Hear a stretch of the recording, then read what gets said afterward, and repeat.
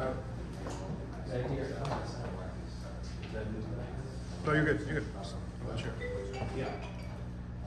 Start live? I'm gonna sit on that chair. Okay. We're gonna JQ monologue. I mean, you can move around. That's There you fine. go. Yeah. Okay. Well, hello everyone. Welcome to. Oh, okay. There's a microphone too. Excellent. This is all official. It's on. It's on already. All right. Hello, everyone. Welcome to the CAIR, Cook County State's Attorneys and ACLU-Illinois Chicago's event on the First Amendment and protecting your rights in the midst of the Palestinian-Israeli conflict overseas. First of all, welcome to everyone here in person joining us. Hopefully you're enjoying the deep dish pizza. I'm purposely saying that for the people on the Zoom. You missed on some great deep dish Giordano's pizza. And thank you to also for everyone on Zoom joining us here today. We have an amazing panel of speakers, ranging from the Cook County State's Attorney's Office to CAIR-Chicago to the ACLU-Illinois to really dive into the depths of what's happening in the current events, the global landscape of the First Amendment and how it's being affected across the nation in the midst of this war as it can, and thankfully there is a pause at this time. Otherwise, we are going to get started right away with our first speaker, and this man needs no introduction. However, he told me to skip his long bio and just go straight to it, and that is the Executive Director of CAIR-Chicago, Ahmed Rehab. Please give him a round of applause.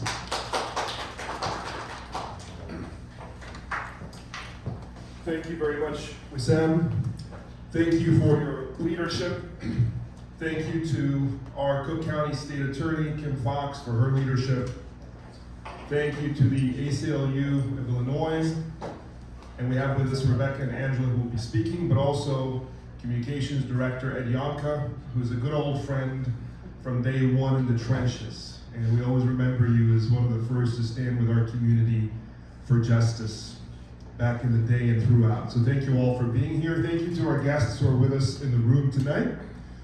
And thank you to the 169 registered guests on Zoom, many of whom are on already and others are trickling in. So tonight we're meeting together as three different organizations combined to raise our voices in terms of letting our communities know their rights, their legal rights in the United States, in the Chicagoland area, as they express their First Amendment protected speech, expression, assembly, and as they deal with the challenges that we're facing as a community in this very difficult time. I want to set the context of what we are facing as a community, and then I want to turn it over to my colleagues at the ACLU to speak a little bit more in more depth about rights, knowing your rights. So, since 9/11, this community has been facing a unique and concentrated challenge. That challenge is rooted, in my opinion, in a form of dehumanization, in a form of otherization, that has put members of our community who have done no wrong, who are going about their lives in a normal way, like everybody else in this country, in a certain crosshairs. And this has been a reality in terms of the government application of the law to members of our community, whether it's law enforcement or other forms of government. It has been true in terms of media coverage and the concentration of the media on the bad apples in the larger Muslim communities around the world, quote unquote terrorists, that is then projected to the rank and file members of our communities who are seen in that light time and time again in news coverage, and therefore in the minds and hearts of people of the United States, some of whom act in vigilante ways, in ways that are hateful, hate crimes, hate incidents, bias incidents, sometimes in a less than direct manner, in a form of subtle, passive-aggressive harassment, sometimes even by professional bodies, institutions, employers, schools, etc. And this has been the case for a couple of decades now, with spikes based on what you hear and see in the news. So with the Muslim ban in 2017, there was a spike in that type of atmosphere that targeted our community. And now again, since October 7th, with the situation in the Middle East, we have seen another massive spike. And this time, this spike has been interesting because it goes beyond the usual acts of hate crimes, hate incidents, discrimination, harassment, bullying, and now we're seeing doxxing and we're seeing censorship on top of everything else. And this doxing and censorship targets members of our community or allies who speak an alternative view to what is being said in the media and in the halls of power in Washington, D.C., and Springfield and other state capitals in terms of the line of supporting Israel as a state that can do no wrong, and anyone who says otherwise is anti-Semitic or pro-Hamas, which is neither true in the vast majority of cases of Muslims and allies and Palestinians speaking out in this country. They're simply speaking out for the human rights and the lives of innocent individual civilians in the Gaza Strip. Nonetheless, we've seen a 700% increase in cases reported to our office from October 7th to November 7th.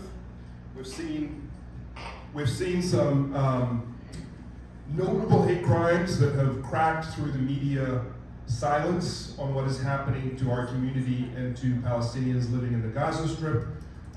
Too big to ignore. There have been wall-to-wall coverage of these incidents, headlines. This included the heinous murder of a 6-year-old Palestinian boy who was stabbed 26 times by his landlord for no other reason than being Palestinian, than being Muslim. His words, the stabber, the murderer were, Muslims, all Muslims must die, stabbing his mother over a dozen times as well. And most recently, we've seen the hate crime in Vermont where 3 Palestinian boys were stabbed walking down the street, a couple of them wearing the traditional Palestinian keffiyeh, by a man later identified as a stranger who's never met them before. A random act of hate, a senseless act of hate. My wife and I were speaking the other day, and we're putting our children to bed, and we're putting all this thought and all this energy and all this heart in that process. We're thinking about, there's a foot that's uncovered, that light needs to be a little dimmer, did this person shower, did that person brush their teeth, are they sleeping comfortably, is the pillow soft or hard, all that detail in just one moment in one night. And parents around the world are engaged in this thought process of heart and mind time and time and time again. And then this nobody, this random person who doesn't know your child, in 1 minute, 1 second, 1 nanosecond, can pop a bullet into their heads and think nothing of it. This person has no value. This person has no worth. And it's really strange to me because this is a person that, had they not come across, they never would have known that they exist. So what is this energy? What is this determination in wanting to end their lives?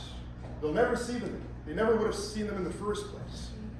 There's something really evil and devious about hate crimes of this nature that target not just the Muslim community. We've seen this with African Americans, with Asians, anti-Semitic acts, other forms of hatred that is completely nonsensical. That is the world in which our community is living in right now. There is a sense of fear. There is a sense of anxiety. People are worried. We're receiving hate mail and hate letters that target us by name. We're not the only ones. In addition to this, we're now seeing issues at employers and schools where employees and students who speak out, including away from the domain of that entity, on social media, on their private time, they are penalized for their free speech, for their positions. And these are team positions. Again, these are positions that stand with Palestine, with Gaza. Whatever it is they choose, that's the position they choose in this country, should be able to do that without penalty. The ACLU sent a very powerful letter to 650 universities in which they made a critical point that in this country, the culture of the United States and its First Amendment constitutional rights, when there is dissent, when there is conflict, the path forward is not to punish, but to persuade. In peaceful dissent, that is the only way forward. But what we're seeing in this country, in this moment right now, in peaceful dissent, is a complete will and power and ability to punish rather than debate or persuade, to silence, to censor, to fire, to rescind offers, to discipline students, to arrest in peaceful protests. We've seen this here at the University of Chicago, at Northwestern, and other universities. We've seen it at large law firms. We have a young lady who put a Palestinian flag on her Facebook profile, who attended an event. She was brought in on a Sunday, the day before she started work officially with this large law firm. And several members of the board surrounded her like she was a criminal and started to ask her in a very sort of accusatory tone, what is your belief in terms of this? What is your position in terms of that? And even though she gave all the right answers, they would say, you're a liar. We don't believe you. And they ended up firing her. In their mind, rescinding the offer, but in reality, she had an advance, and this was an actual hiring already, but nevertheless, you can't come on Monday, you're done. And they saw fit to fill that boardroom in that skyscraper on a Sunday night in order to prevent this otherwise Georgetown law graduate, brilliant, young attorney from fulfilling her dream of working for that company. And that is just one of many incidents that we are seeing. And they happen seamlessly, without media attention, without outrage in American society, without even acknowledgement that they're happening. We're seeing it with students. Students at Northwestern, for example, have been facing a lot of doxxing, a lot of harassment. People will film them to their faces when they're standing even in a silent protest. They'll put their pictures, their addresses, their names online. They'll complain to the president of the university. Nothing is done.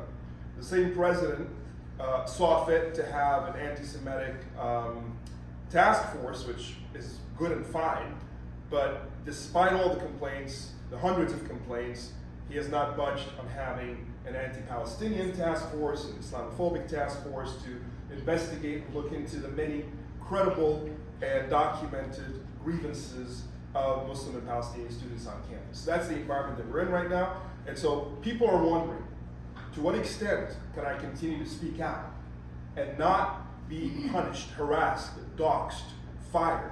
To what extent can I protest? To what extent can I post on social media?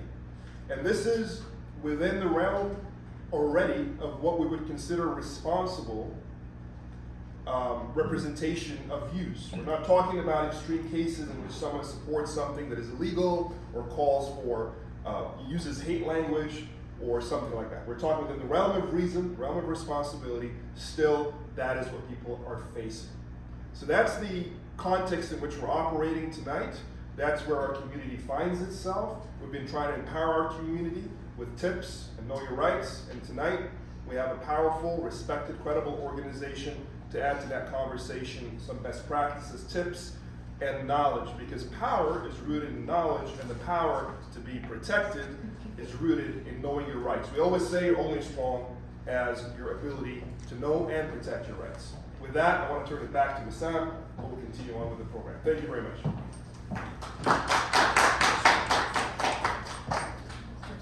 Okay. So otherwise, it's thank you, Ahmed, Ahmed, for those excellent remarks. in terms of what the global events are occurring overseas. So up next, we have our esteemed guest, the ACLU of Illinois, joining us to talk heavily about the First Amendment issues of what is going on currently across schools, universities, the protests, how to interact with police when you're protesting, and so much more. Our speakers today from the ACLU-Illinois are none other than Angela Inzano, the Policy and Advocacy Strategist for ACLU-Illinois, and Rebecca Glenberg, the Senior Supervising Attorney. Let's turn it over to our friends at the ACLU-Illinois. Thank you so much. I'm not sure if this is, oh there, if I stand there, it seems to work. I won't move. Wonderful. So yes, thank you for that introduction, and I just want to thank our hosts and our co-sponsors for inviting us to be here today. We're really honored to be here. As you said, my name is Angela Zeno. My pronouns are she, her. My title is a fancy way of saying I'm an attorney and a lobbyist for the ACLU of Illinois. And the First Amendment is in my bucket of work, and so I work really closely with Rebecca, who will also be co-presenting with me today. And I just want to start off by saying and acknowledging and lifting up the context that was so eloquently stated of this conversation. And I say that because I think when we talk about the First Amendment, and I'll speak for myself, there's real beauty in the First Amendment, but there's also limitations to the First Amendment. And I think those can be difficult for me to parse out sometimes. And so I just want to acknowledge that I know that sometimes the answers aren't clear. Sometimes they're not what we feel in our gut might be right or be conducive with speech we agree with or would endorse, but our constitutional analysis will stand, and we always think about how this may affect the folks who are most marginalized when we start restricting people's speech. So I just wanted to start off with that context and talk a little bit about our agenda for today. So we're gonna start, see, I can't turn around. Look at it. We're gonna start by talking about the First Amendment broadly, what it protects, what it doesn't protect, and also in particular from an employment context, what your rights are and are not with both public and private employment. And then we're gonna go into your protest rights, when you may need a permit, what it would look like to interact with the police, some tips, some practical tips, and then we're gonna end also with some best practices around safety and security as well, both digitally online and also in person. So that's a lot to cover in 30 minutes. We'll do our best. We're gonna kind of give you the highlights, and then we're gonna obviously save room at the end for lots of Q&A as well. So if there's anything that you have questions about, please feel free to ask that at the end. But I'm gonna toss it to Rebecca to talk about the First Amendment first, and then I'll come back up to talk about protest rights. Yay, Rebecca.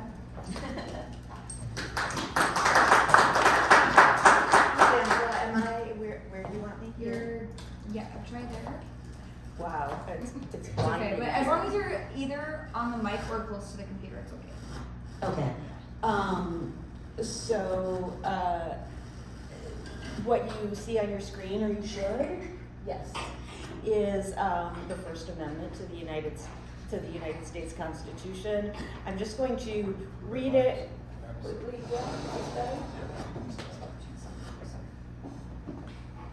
Is this better? Yeah. Yeah, okay. So, and just emphasize a couple of underlined words here in this document. So the first word of the First Amendment is Congress. And what Congress now means after the Civil War and after we decided to make states responsible also for adhering to constitutional principles, really just means the government. And so it's always important to keep in mind that the First Amendment and the rest of the Bill of Rights are restrictions on government. They don't restrict anyone else.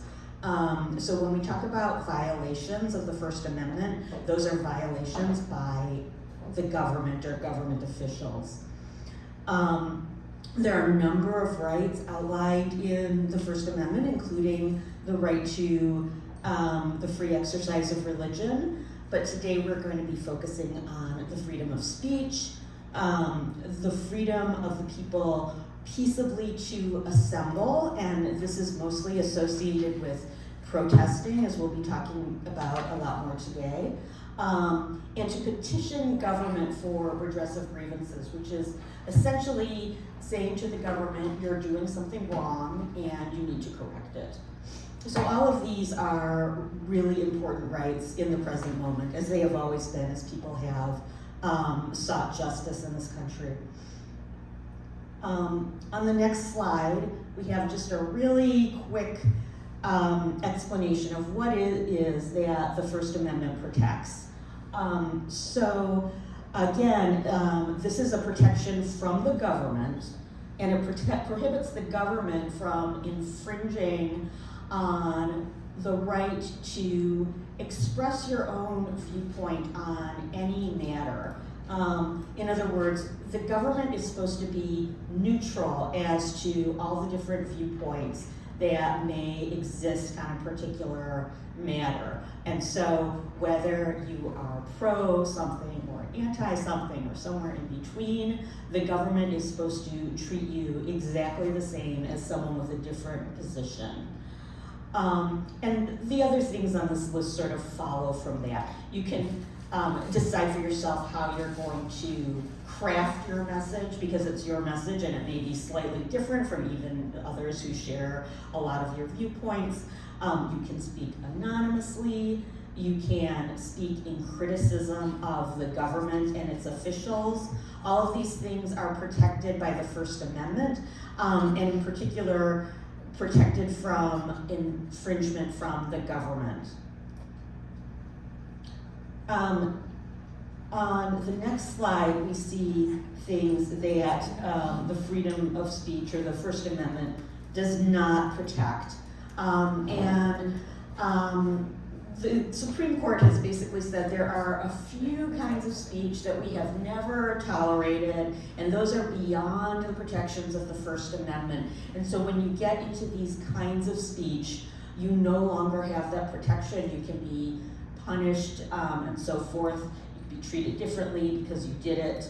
A couple of really important ones when it comes to the right to protest, and especially where there are a lot of strong feelings and a lot of heat and so forth, are threats and incitement. So the Supreme Court has, in fact, just recently defined what it means by a threat. A threat is a statement that someone makes that they're aware that reasonable people are going to consider that to be a threat to their life or a threat of violence, and they say the thing anyway. So it's not sort of accidentally making someone afraid. It's making someone afraid even, when you know that it's likely to have that effect and you say it anyway. Incitement to lawless action. This is defined by the Supreme Court as speech that is directed to, that is, you mean it to have this effect. It's directed to producing imminent lawless action right away. So you're not saying, hey, we should try to overthrow the government again in 2025. You're saying, let's do this thing right now, and you want people to do it right now, and it's likely to have the effect of people taking that lawless or violent action right now. These things are beyond the protection of the First Amendment, but things that go right up to the edge, those are protected by the First Amendment, and the government cannot punish you for them. You may have also heard of defamation, really deliberate or close to deliberate lies about another person, and obscenity, which includes, very extremely graphic sexual expression, a little less relevant here, but those round out the categories of speech that is not protected by the First Amendment. The First Amendment also does not protect your right to violate the law while you are expressing yourself. And a violation of the law, a deliberate violation of the law, as a means of expression is a very old tradition called civil disobedience. Often you are deliberately violating laws that are unjust, such as civil rights sit-ins in at lunch counters that didn't allow Black people to sit there or to sit with white people. That's an act of civil disobedience.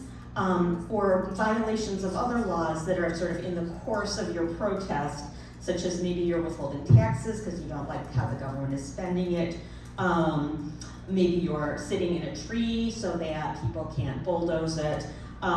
Maybe you are blocking traffic or blocking the entrance to buildings that you may think are causing harm. But by definition, civil disobedience, even though it's a long, hallowed tradition and is often very effective, it's by definition illegal. So when you engage in civil disobedience, you should do it deliberately and thoughtfully, and think about whether you are willing to risk those consequences. And people like Martin Luther King Jr. who engaged in civil disobedience, they did so knowing that they could, and in fact were put in jail sometimes, and that's really what civil disobedience just is. We have a very brief discussion here about employment, because we have heard a lot about people getting in trouble at work due to their advocacy in support of Palestinians in Gaza. And in fact, your free speech rights at work are very complicated. Remember I said that the First Amendment applies to the government. So if you work for the government does have to respect your free speech rights, but there are a lot of limitations on that. And those are complicated, and when we get to the Q&A, we can talk about some examples perhaps, but generally you have to go through a bunch of questions to determine whether your speech is protected or whether it can be subject to discipline by your employer, such as whether you are speaking in your official role as an employee, whether you're speaking on a matter of public concern, and whether your speech interferes with your employer's ability to do whatever it is they do in the government. Again, private employers are not subject to any First Amendment requirements. They can do what they want. They can set up whatever rules they want. They can impose any discipline they want based on your speech. But it's important to know that all employers, whether they're public or private, are subject to anti-discrimination laws. So whatever rules they have to be applied to everyone without regard to their race, national origin, religion, and other sort of categories. And sometimes that distinction between discrimination versus speech that they are entitled to control can become very dicey. So that's sort of the initial background around the First Amendment, and Angela will come up and talk a little more about the right to protest. Thanks, Rebecca.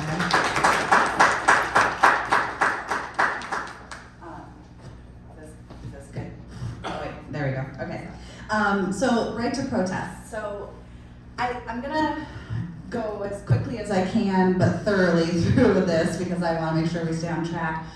But as Rebecca said, your right to protest stems from the First Amendment, and so, and again, it applies to the government and it applies to government actions. So your rights in terms of protesting are strongest when you're on what's known as a public forum, a traditional public forum. So we're talking about government-owned property, streets, sidewalks, parks, Daily Plaza, Federal Plaza, places where it is particularly suited for protest. Obviously, you're welcome to protest on property you own. That's that's your private property. You're welcome to protest on private property if you have permission of the folks who own that property as well. But where you start to get into questions are, one, how and when can the government regulate what's happening on their own land, and then also when you're on private land illegally, that's where we start to get into what Rebecca was talking about with civil disobedience, right? And so I think it's So in terms of whether the government can restrict whether the government can restrict people, that would be, we'd be talking about permits, right? So when do you need a permit?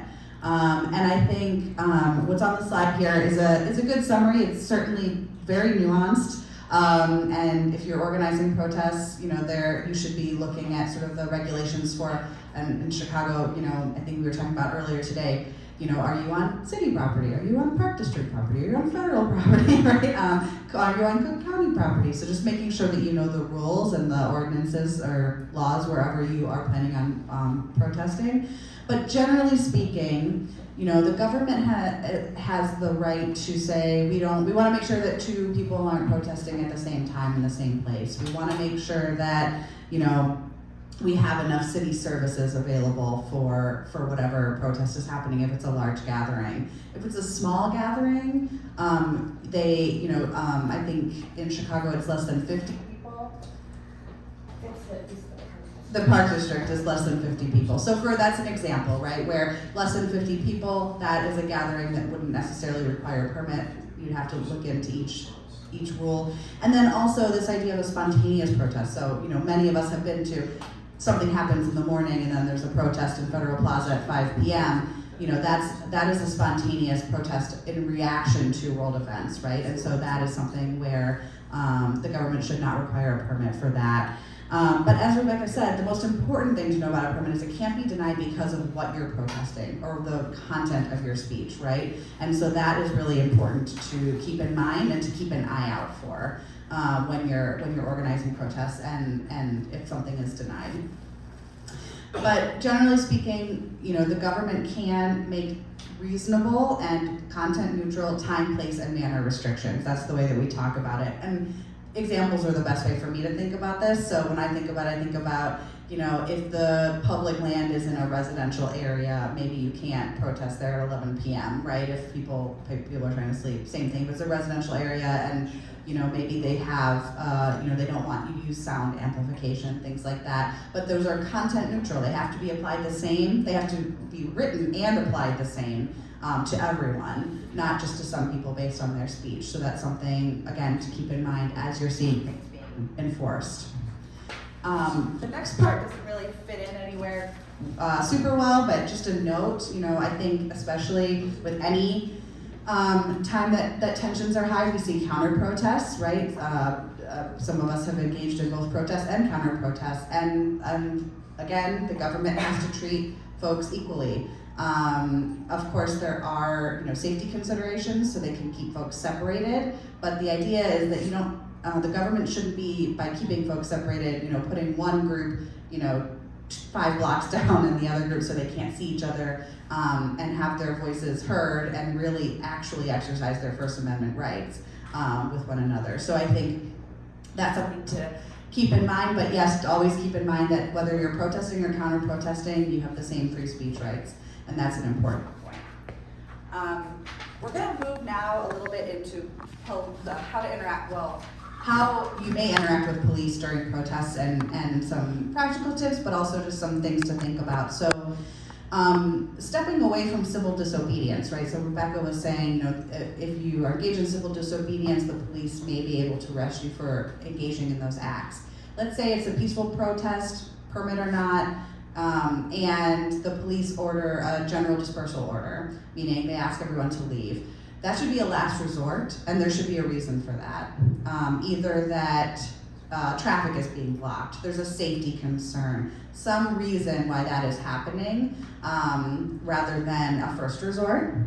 So that's something to keep in mind. And also they have to give folks enough time and direction to actually comply before folks start getting arrested. So again, these are all things to keep an eye out for. We'll talk about what to do if you see anything amiss as these are happening. But it's something that we wanted to make sure to point out.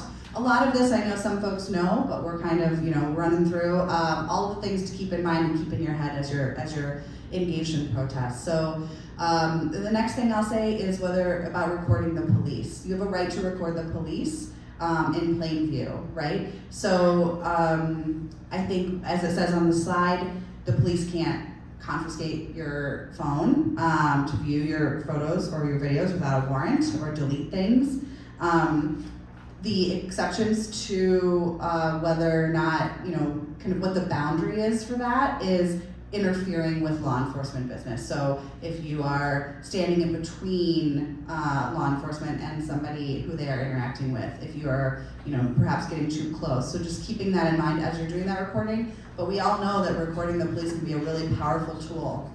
And it's something that I think, later on when we talk about if you're seeing anything during protests that is amiss, it can be a really powerful tool not only for public awareness, but also for reporting behavior. So it's just that you want to make sure that you're keeping yourself and everyone safe while you're doing that.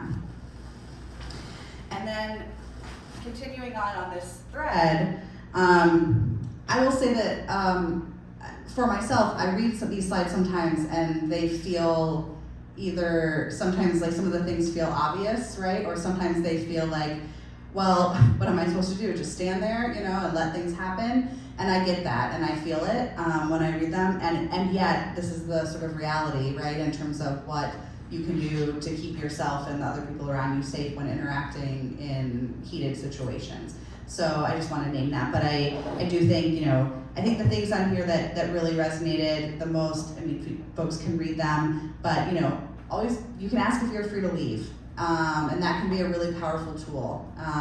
You don't have to consent to a search, right, of yourself or your belongings. So I think those are things that, for me, making sure that you're standing in your First Amendment rights and saying, like, I am exercising my First Amendment rights.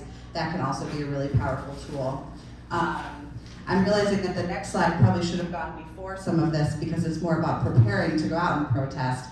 But I know that we at the ACLU often share this graphic around times of protest, and I've always found it really helpful to think about things like, writing phone numbers on my arm, before going out to a protest. Things like, having a buddy. Our privacy check surveillance people would say, disabling Face ID and Touch ID is helpful as it can be in your daily life, perhaps. But if the police do take your phone, then they won't be able to use your face or your finger to get into it. So you want to make sure that you're just taking those little precautions to protect yourself and your digital privacy in these situations. And then last, but certainly not least, if you are arrested, you have a right to ask why, you have a right to remain silent, all the things we know, right? You have a right to ask for an attorney, you should do all of those things. And we wanted to include here, in Chicago and Cook County, First Defense Legal Aid runs a hotline. It has two purposes, which actually both may be relevant to what folks are thinking about here today. One is legal representation if you're arrested and detained. So that's really important, and that will be a public defender who will come to the station house. And then the other piece of that is if you're in a situation where you feel unsafe or somebody feels unsafe, but you don't want to call the police, you don't feel safe calling the police, that's another resource. They will connect folks with community resources. So that's another, in other situations, that can be something that can be useful. So we wanted to make sure to share that with you, and making sure that if you're not in Chicago or Cook County, that you do know a phone number to call and have that phone number with you. And I was wrong, actually. This is last but not least. And I know, I believe the state's attorney might also, after us, talk a little bit about this. But we talked about if any of those things, Rebecca used a great analogy earlier that I'll use, which is that the First Amendment is like a stop sign. I'm going to steal this from you, Rebecca, because I loved it. It's like a stop sign, so it isn't self-enforcing, right? Like you have to stop at the stop sign and then you can be punished later. Same thing, the First Amendment is not self-enforcing. So if something happens and you feel like somebody's First Amendment rights are violated, photographs, video, witnesses, right, all of this, and then filing a complaint, is the first step to enforcement and accountability. So I will now give the microphone to Rebecca, who's going to talk about your right to protest on college campuses.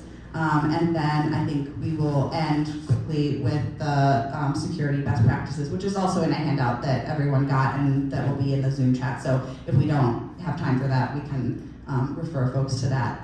It's a great resource.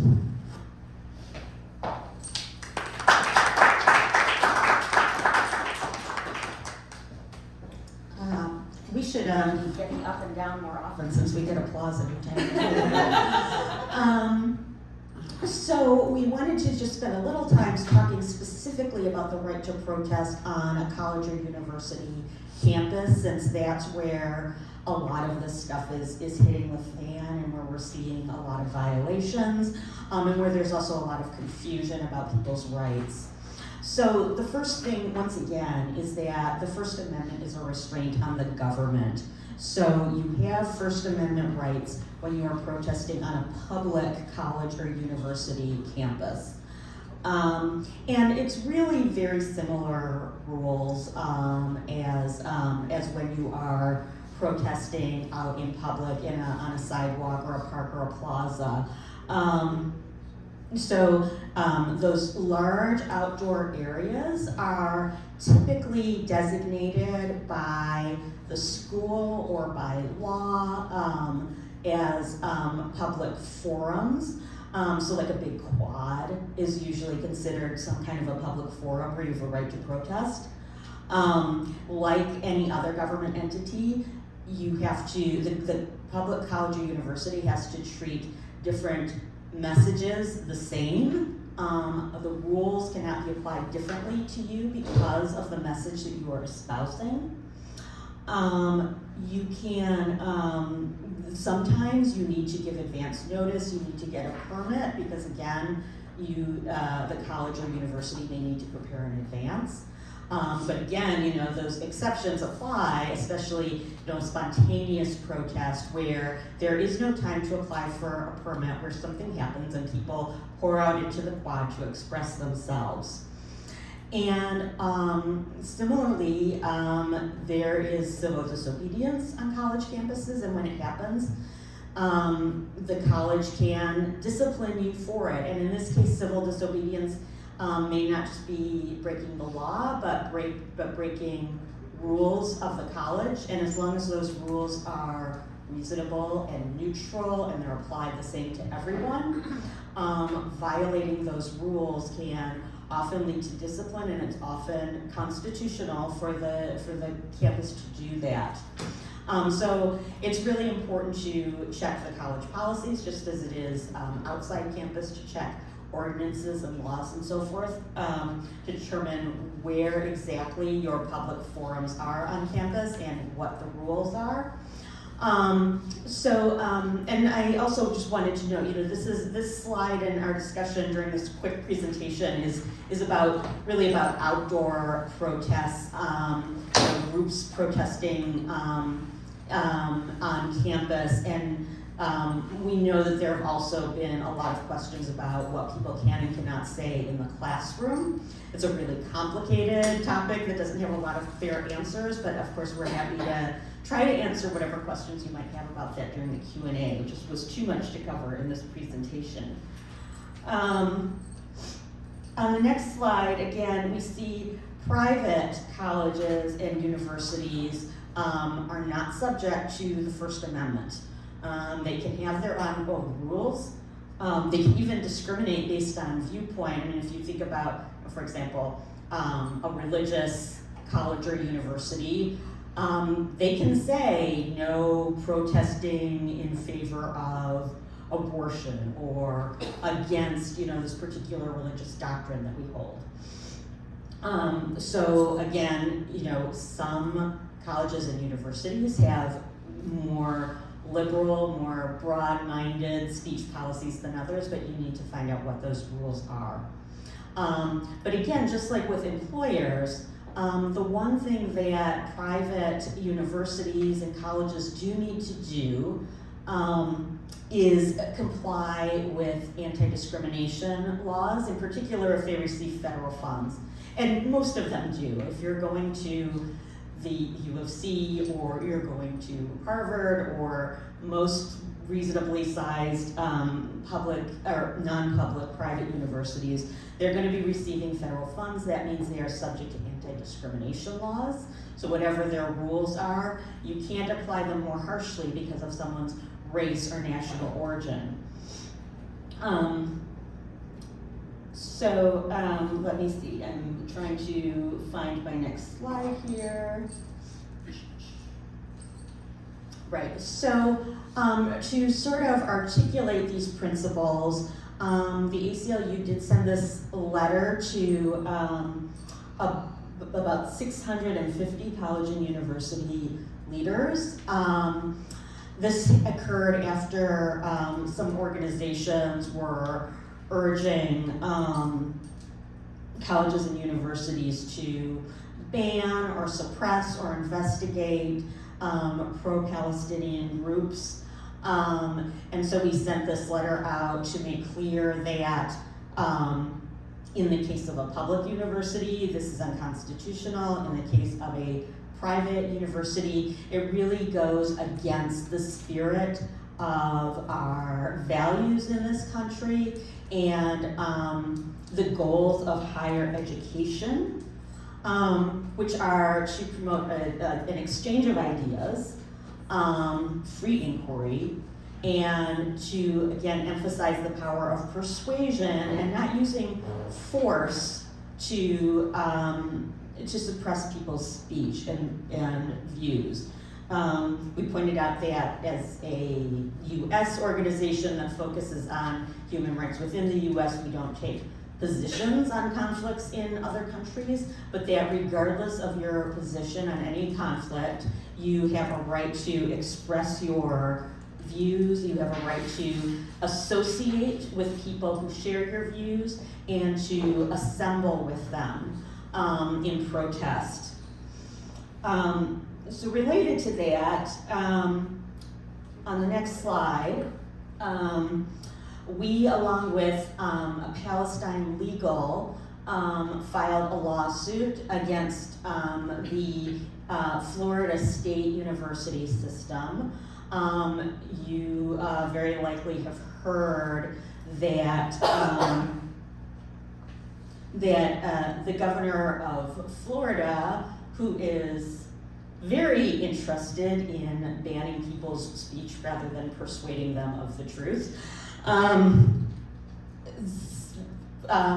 in fact, the chancellor of the university system issued an order that, quote, deactivated all student chapters in the system of Students for Justice in Palestine, which, as I'm sure most of you know, has been a very active voice in support of Palestinians in Gaza and elsewhere, and I mean, an amazing violation of the First Amendment, so incredibly blatant that I can hardly even talk about it as a First Amendment person.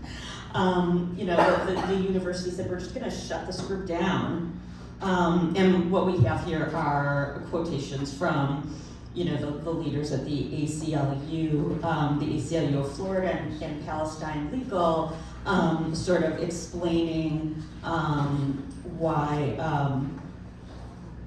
this is unjust, why it violates the Constitution and our values as Americans, to suppress people who are trying to stand up for justice.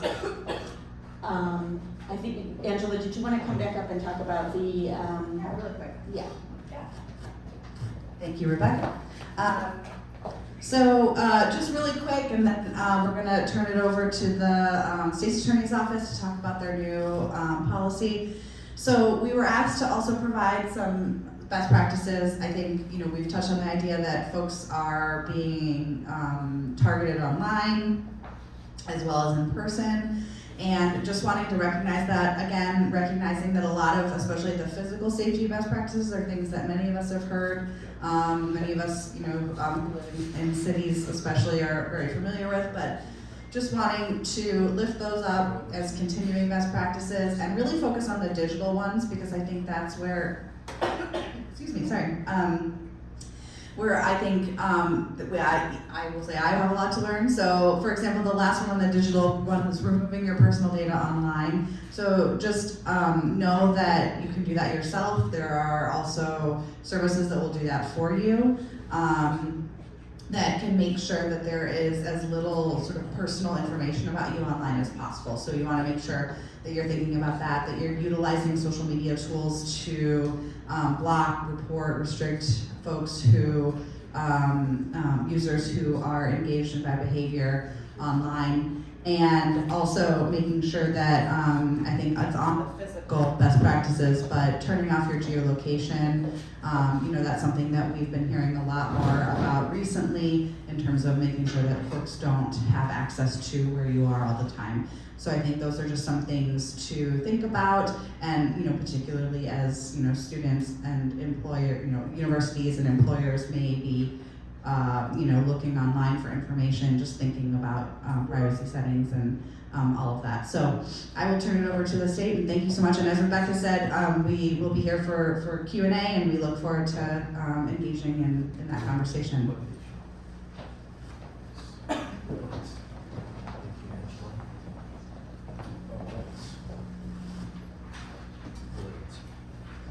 thank you to the ACLU for those wonderful remarks and that knowledge very much needed by many as of right now. For those of you joining us, my name is Wissam Shahed. I am the policy advisor and an assistant state's attorney at the Cook County State's Attorney's Office under the Kimberly Fox administration. So for those of you who may not know, just a couple of weeks ago, our office did reiterate and update the George Floyd peaceful protester policy that occurred back in 2020 and updated it due to current events. And as you can see on the screen, and for those who may not be able to see the screen right now, you could easily just go onto the Cook County State's Attorney's website, or you just Google it, and it's .org. And when you go under that page, you can click on policy, scroll all the way to the bottom, and you'll find that protester policy, so you can look alongside with us right now as we're discussing it. So this policy discusses peaceful protesters. Peaceful protesters. What does that mean? Obviously, that doesn't mean intentionally destroying and harming, physically harming other individuals, right? There's so many cases that are occurring, locally at the county level that many of you know about. Jewish Voices for Peace, about over 100 protesters were arrested at the Ogilvy train station. People are protesting at local elected officials' offices and being arrested. Black Friday, people were protesting even on Lakeshore Drive. It goes on and on and on. Why do I bring this up? We're going to turn it over to the Q&A portion in just a brief second. Our office cannot discuss any pending cases that are occurring. However, what I can tell everyone, I know that the National Lawyers Guild and many of the defense bar are on this call right now, and for those who may not know, that we are in close coordination and communication with the organizations who are representing these protesters and these private defense attorneys in the defense bar. So be on the lookout there.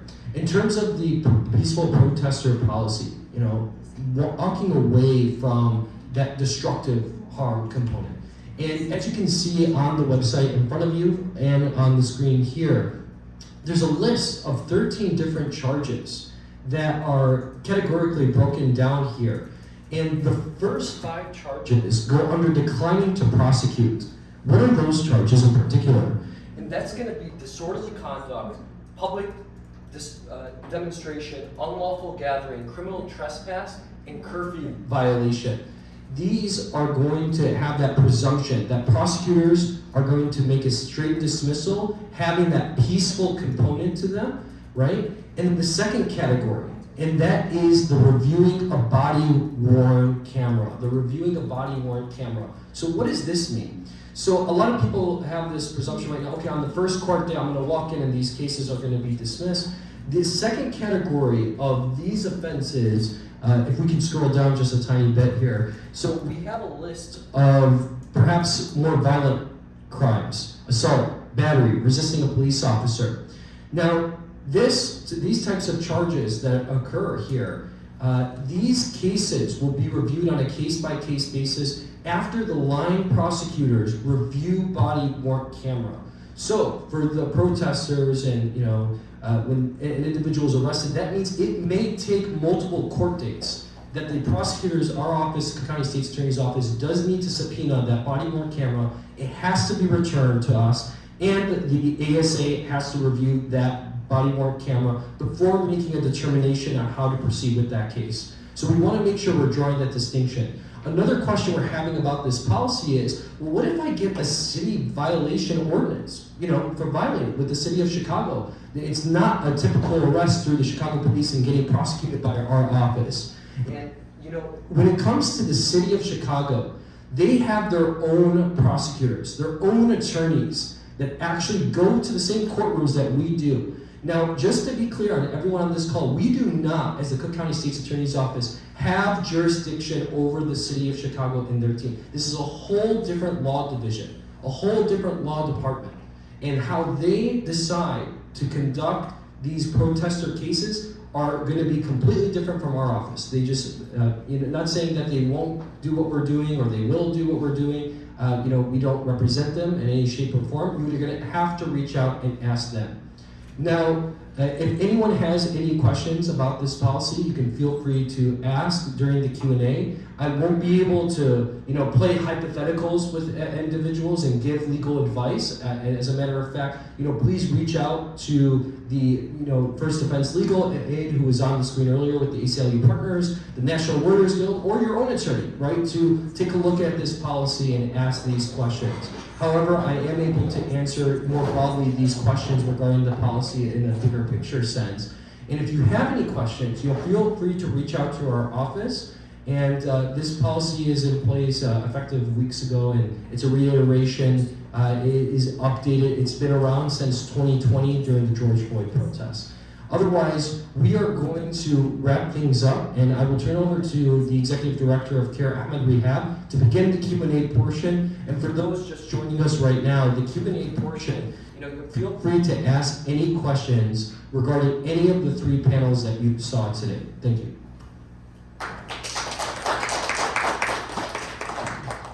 So thank you, Wissam, and thank you, Rebecca and Angela, and thank you all for your patience in sticking around and listening to this important presentation. Before we open it up to questions and answers, which we'll do in just a couple of minutes, I wanted to make a couple more comments in my capacity as a Muslim leader in this city. And I speak here only for CAIR-Chicago and for myself. I think it's important that we recognize that there is a challenge and that our community is suffering, but at the same time, it has resolve to keep standing up for justice. And despite the difficulties, despite the dangers, the threats, many in our community refuse to be silenced. So I want to give a couple of pieces of advice to my community members. The first is hold yourselves to our Muslim standards. And I would argue in a rather biased fashion, admittedly, that Muslim standards are some of the highest in the world when it comes to moral behavior. And in this particular instance, as we negotiate conversations about what is happening in the Middle East, it is important for us to not transgress into hateful or bigoted language, including anti-Semitism, not because it isn't cool per the law or per PR, but because it isn't cool per our Islamic beliefs. It's haram to be hateful or bigoted or to generalize about a population. It is also important to respect the law. And I put between parentheses, not as an exception, but as there's some latitude when it comes to civil disobedience in my mind, and my mind alone here, because there's a tradition in terms of weaponizing yourself in this peaceful manner to stand up for something you believe in. But short of that, to respect laws as well. So when you have the moral standard and you have the legal standard that you hold yourself up to, the rest, speak your heart out. Be brave, be courageous, stand up for yourself, don't cower in fear, don't give in to anxiety, don't give in to threats of censorship or punitive measures. Continue to speak out for what you believe in, because there are thousands of people who are voiceless, tens of thousands of people who have lost their lives, millions of people who are voiceless, who depend on those with voices to speak up for them in Gaza and beyond. So with that, I do want to open it up to questions and answers. And the way this is going to work, if you're in the room, you can raise your hand and we'll call on you. If you're online on our Zoom chat, you can raise your hand. And we have a couple of our employees, thank you Maggie and thank you Aaron, who will read out your questions. We'll start off with CAIR-Chicago attorney Joseph Milburn. Hello everyone, my name is Joseph Milburn. Joseph, come closer to them. Hello everyone, my name is Joseph Milburn, staff attorney CAIR-Chicago. Even though I am a lawyer, I am not a criminal lawyer. So I have a question when it comes to.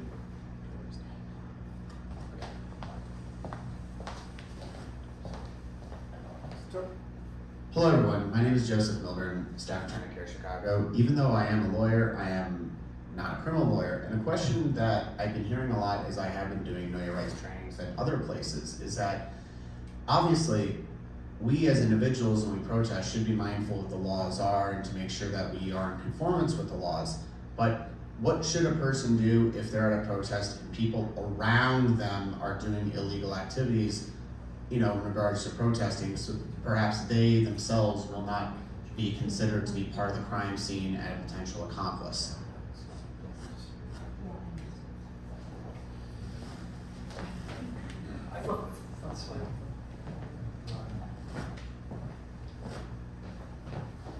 I mean, just to be clear here, you know, our office always advocates for that peaceful protesting component, but you know, just talking with my ACLU colleagues, we want to stay away, right? Keep your distance. You don't want to be involved with that. The question explicitly stated illegal activity. The second that illegal activity is coming away, get as far away as possible, right? You don't want to be mixed up in it in some way, somehow, and you know, be seen as complicit or anything like that. Thanks for the question, Joe. All right, do you want to start reading some questions for us? Is that? Any more in-person questions? Those who made the cold walk to the office get some privilege here. Yes, sir. Hi everyone, Assalamu alaikum. Do you want to step up here? Do you mind? You've given presentations before in front of judges. You're an attorney. I'm an undercover attorney. Hello, Assalamu alaikum. My name is Walid Nasser. I'm an immigration attorney here in Chicago. I had a question for the ACLU folks, and that is whether the criminal material support statute could theoretically cover any speech, just speech, not material support, but whether any kind of speech, whether it be, you know, supporting resistance, could be construed criminally under the material support statute. I know that the immigration material support statute is a lot broader. It talks about espousing certain views and it does cover speech. But under the criminal statute, do you think that any speech could potentially implicate some violation of that material support statute?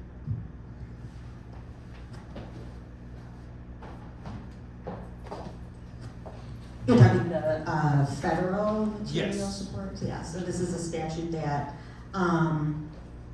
prohibits individuals from supporting groups that the U.S. has designated as terrorist organizations.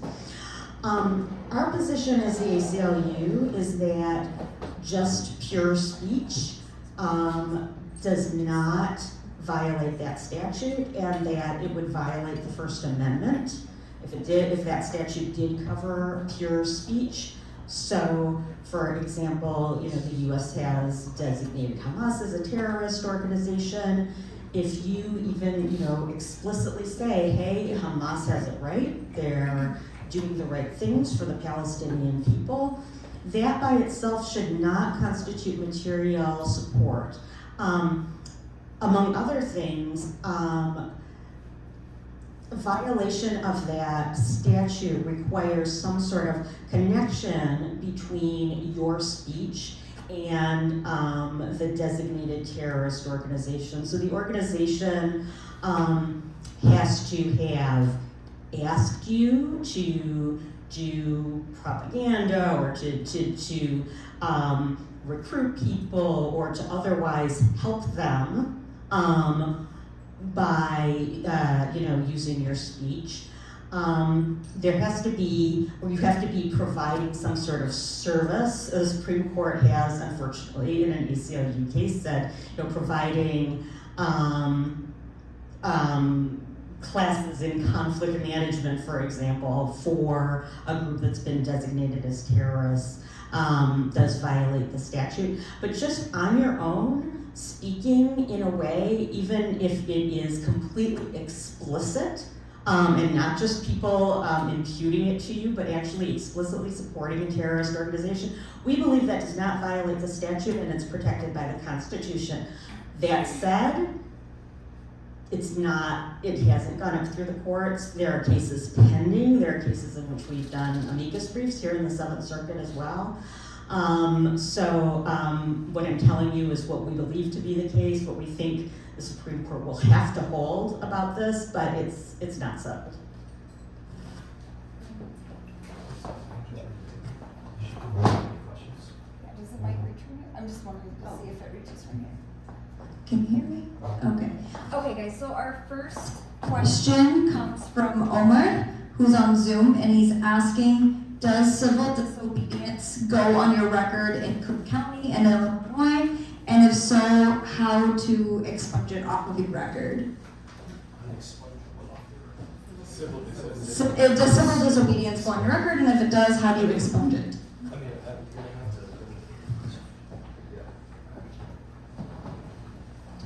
Yeah, so just want to be very clear here. So we can't advise legal advice on how you're going to go about expunging a case. What I would recommend is that you reach out to defense organizations like the National Lawyers Guild, First Defense Legal Aid, Cabrini Green Legal Aid. There's so many nonprofit organizations. Even all the local bar associations have pro bono clinics on those steps to get expungement occur. So I would really advise you to go reach out to those organizations, and they'll teach you how to follow those steps with the clerk's office. And hiring an attorney would be a great first step to do that. Okay, next question is gonna come from, go ahead, from Syed Khan. We're gonna unmute you, Mr. Khan.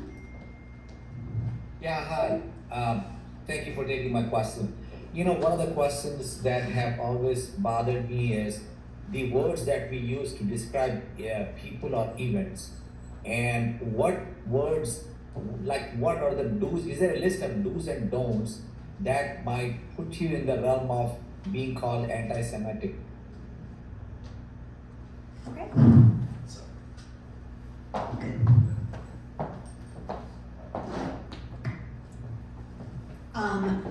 The answer to that is, I think, no. I think a lot of there are slurs, just like there are racial slurs and there are Islamophobic slurs, words like that have always been used to designate someone as less than human, those kinds of slurs. But really, the question of what is and is not anti-Semitic, just like what is and is not Islamophobic, has a lot of questions. It depends on the context. One thing, what I can tell you as a First Amendment lawyer is that hate speech is protected by the First Amendment.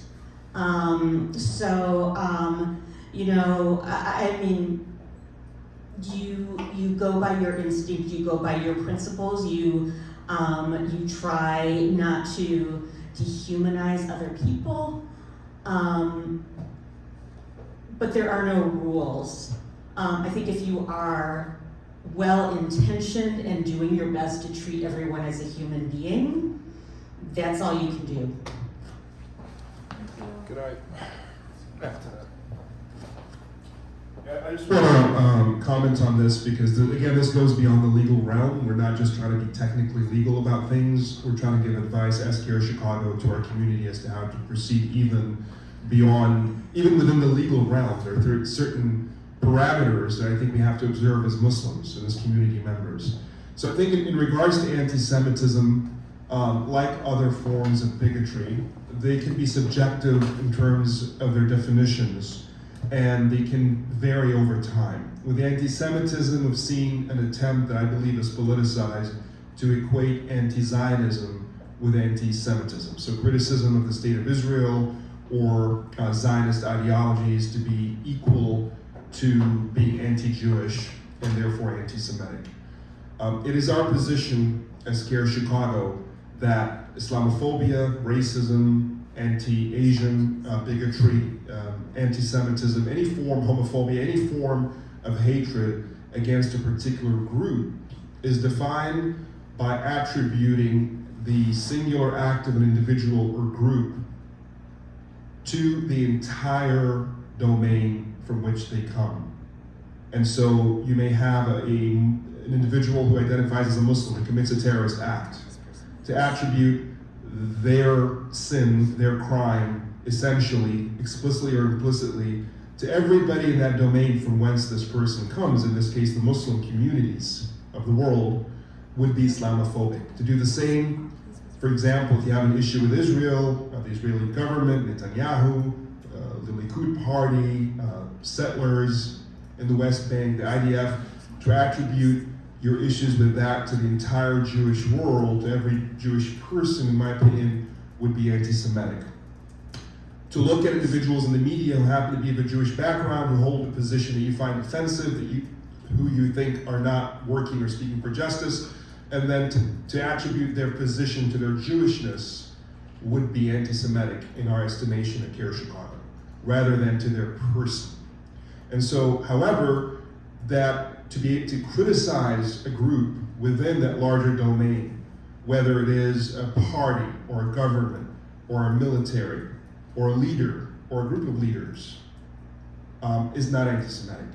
To criticize individuals within that group who hold views that you find to be abhorrent, and to criticize them for these views, not for their background, we would not consider to be anti-Semitic. These same rules, these same logical patterns apply to Islamophobia and other forms, so it's consistent across the board. So I just wanted to kind of shed some light on that because I understand the spirit of the question. But thank you for the legal answer to that. Can we proceed with more questions? We do have one from the audience. Do you want us to step up here?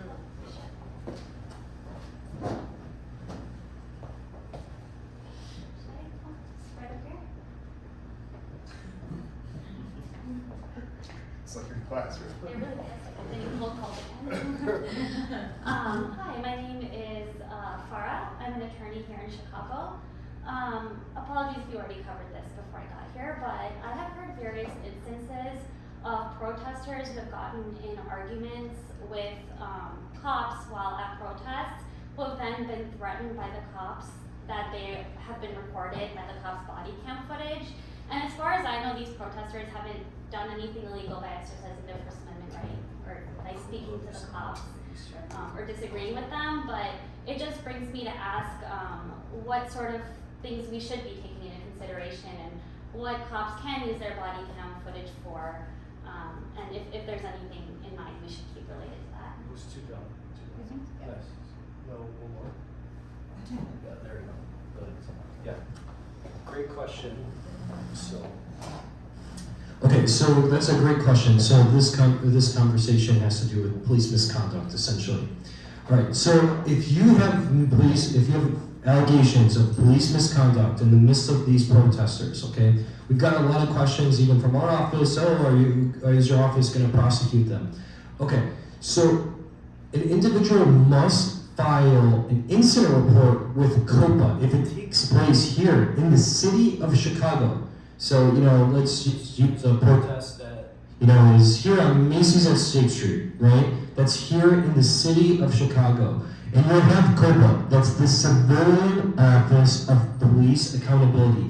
Each district and its offices, each district, police districts, have their coverage, and you can report it directly to COPA depending on where the alleged police misconduct occurred, right? So our office can only evaluate these types of cases once an individual has formally submitted a complaint, right? So you can't call the Cook County State's Attorney's Office and say, hey, XYZ happened to me, aren't you gonna go after this cop? Here's his star badge number and all this stuff. No. We will review the case once it's been submitted to COPA, and COPA themselves investigates and then refers up to our office. So, the moral of the story, to answer your question, if you have an alleged police misconduct, COPA. Now, if you are out in the suburbs, you don't have COPA. This is a city of Chicago creation, right? For there, you want to report to the Illinois State Police or the Illinois Attorney General's office on that component. But the number one component you should go to is the Illinois State Police if you're out in the suburbs of Cook County. Thanks. All right, next we're going to hear from. Can y'all hear me? Okay. All right, so Mina, if you want to unmute, Mina, we're going to ask you to unmute. Hi, assalamu alaikum. Can you hear me? Salam, yes, we can hear you. Okay, great. I know we're talking around this topic that I'm going to bring up, but I feel like my question has to do more with, I feel like a lot of the times we're on the defense. We are trying to speak up, for example, for Palestine, and we're on the defense to say, oh no, did what I say, was it anti-Semitic? Was it defamatory? But what about the opposite? I'm to the point now where I feel like I want to turn the tables and say, I feel it's defamatory against me to call me a terrorist for protesting, or call me anti-Semitic for calling out injustices. What rights do I have, or what suggestions do you have for us to protect ourselves? Because if anything, genocide against the Muslims is Islamophobic on steroids. So I'm just wondering if we could kind of look at that more from an offensive perspective, if my question makes sense. Thank you. And I don't know who wants to take that. Yeah. Okay. I'm gonna take it. Thank you so much, Ms. Blackburn. Thank you. I think it's really important for us to hold ourselves to a principled standard. I always say strength comes with 3 C's, and that is clarity, consistency, and courage. If we have moral clarity, moral consistency, and moral courage, that is strength. For those who lack any of the 3, if not all 3, which unfortunately a lot of our elected officials, in my personal humble opinion, a lot of people in the media lack, clarity, consistency of the position, and courage in that position, that to me is a form of weakness. So I don't see it as weakness for me to hold myself to a degree of moral consciousness and clarity on what is bigoted, even if someone else doesn't apply the same to me. There's no whataboutism here. What I would do in this instance is push them to the same standard I hold, rather than relinquish my standard because they relinquished theirs. And I think that's a higher form of living. And the most important thing for me in this whole hullabaloo that we're experiencing is to not lose ourselves in the middle of the noise and in the middle of the anxiety and stress and everything, because then you've lost everything. I mean, you know, as a believer, I believe that in these moments, your mettle is tested. So if you lose that, you've won nothing. And if you win nothing and you have that, you've essentially won everything. So I don't know if I'm answering your question, but it doesn't really matter to me if someone else is not being as morally consistent, morally clear, morally conscionable, morally courageous as I want to be. That will not stop me from being this way. Instead, I think I'll actually stand on stronger ground to be able to shed a light on their mistakes and their lack of rational stances when it comes to me and my community. As a matter of fact, if you relinquish your own principles, it becomes harder for you to call out, you know, Islamophobia, in my opinion, if anything. All right, thank you so much. Yeah, of course, thank you for your question. We're going to take a question from Shika Sharma. She's asking, how should one challenge individuals or institutions' use of the ADL definition of anti-Semitism?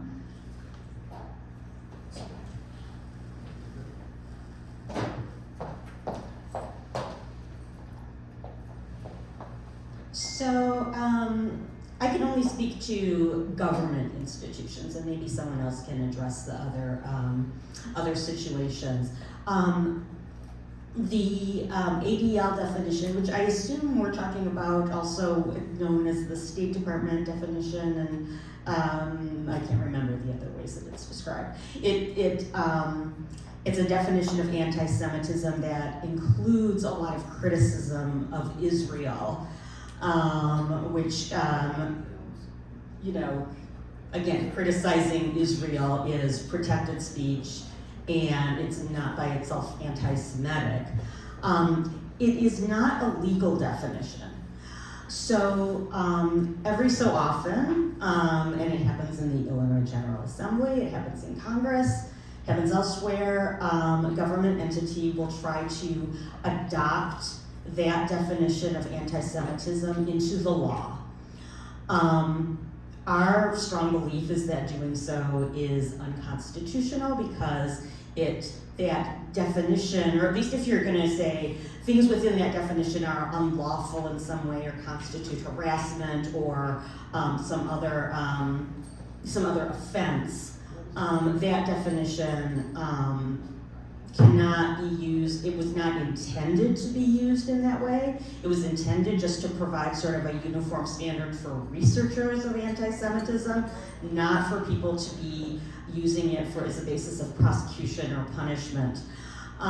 So if you are dealing with a government entity that is trying to use that definition for some legal purpose or some purpose of punishment,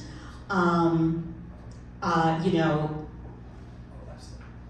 you can contact the ACLU, you can contact CAIR, and we will explain to them why that's not okay. And it's something that we push against every time it arises in the Illinois General Assembly.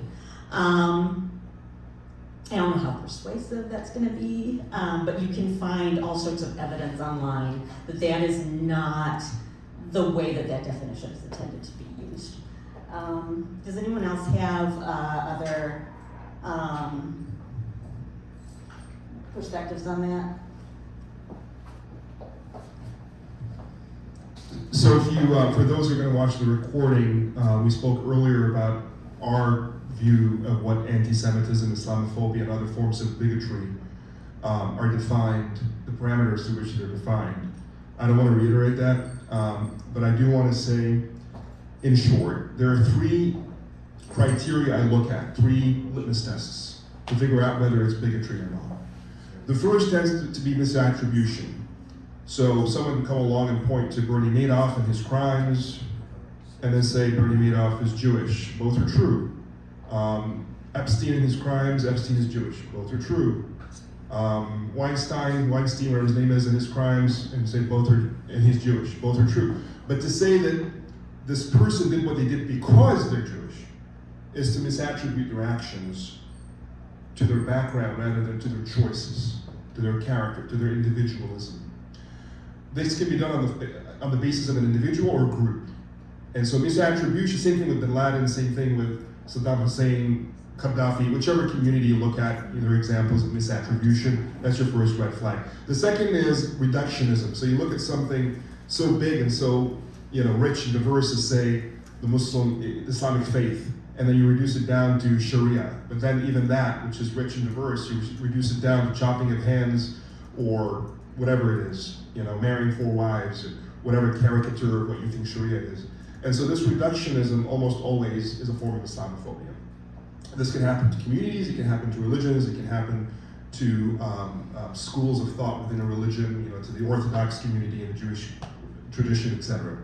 The opposite of that is also a form of bigotry, where you look at something that is small and you blow it up out of proportion to represent everybody else. And in this case, you're talking about generalization. So you'll say, for example, that this particular individual did not commit the crime because of their background, so you skip misattribution, but then you'll say because he committed it and he comes from a certain group, then I need to watch out for everybody else in that group. So now you're generalizing from something small to something big. These are the three criteria we look at. It isn't criticism of Saudi Arabia. It isn't criticism of Libya. It isn't criticism of Saddam Hussein. It isn't criticism of Israel. It isn't criticism of Netanyahu, or Denmark, or Russia, or any country, or the United States, or Biden, or whatever it is. This isn't Christianophobia, this isn't Islamophobia, this isn't, anti-Semitism. And unfortunately, we've seen entities that have toggled on the definition, and I've seen, quite frankly, I'll put it out there, the ADL, one morning, Elon Musk is an anti-Semite, a couple hours later, he's a hero who's fighting anti-Semitism. It doesn't work that way, okay? It doesn't work that way. So there has to be principled, again, consistent and clear criteria for bigotry. All right, guys, we have one more question. Mr. Syed is asking about private security in shopping mall parking lots is not letting them display. I'm sorry, Mr. Syed, Afaq Syed, if you want to unmute and ask your question, if you can hear me.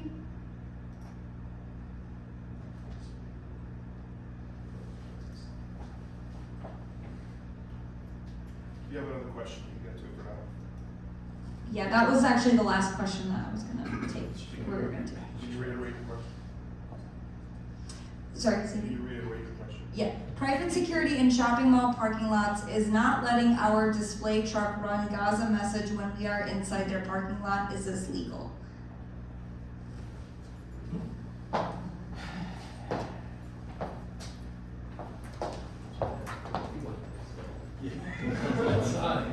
I think all the shopping mall. So, this sort of goes back to what we said about the First Amendment before. The First Amendment prohibits government from restraining people's speech.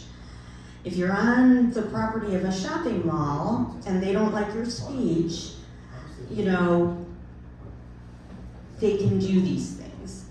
Now, it's also true that just like other private entities, there are anti-discrimination laws that apply to shopping malls and other businesses. So if they're saying no Palestinians, no Muslims, no Middle Eastern people can express their views on Gaza, that is illegal, that is discrimination.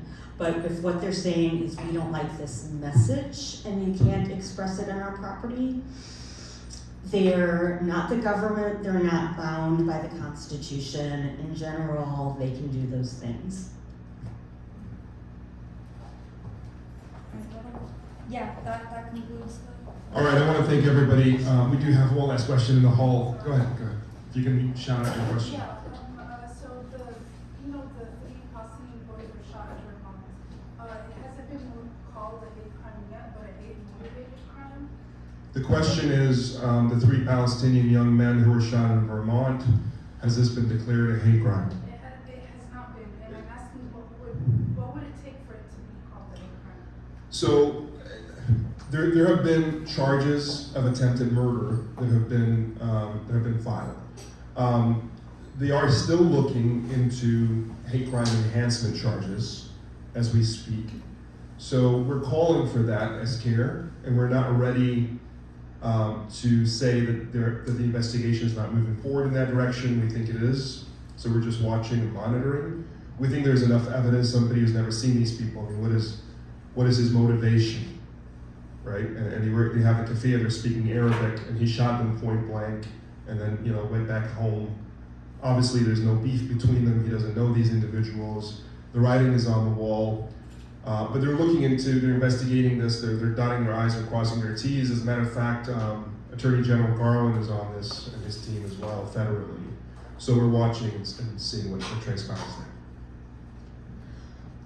Okay, we do have to close it out because time is up, and we want to thank everybody who's on Zoom who joined us, everybody here in the hall. I want to thank our friends at the ACLU and Cook County State Attorney's Office, Attorney General's Office. I want to ask Wissam to come up here as co-host to say his final words. Thank you from me and my team. Thank you very much. Thank you, Ahmed. Thank you to everyone on the Zoom for joining us. If you have any questions particular to each one of the panels, feel free to reach out to that respective organization. Otherwise, look out for our next event, partnering with CAIR. That's going to be next Tuesday, and that is going to be aimed at the last question that was just asked, hate crimes, and what resources exist if you are a victim of a hate crime here in the Chicagoland, Cook County, and Illinois state area, and how our office prosecutes hate crimes, and more about that definition and the legal definition is there. So look out for that next invitation coming your way next Tuesday. Otherwise, take care and be safe, everyone. Thank you all.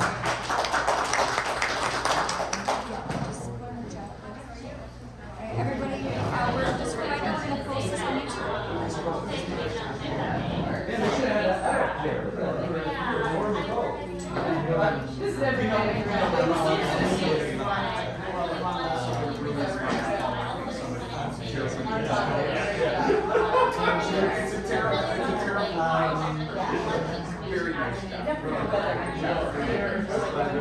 Yeah, no, like I said, open up.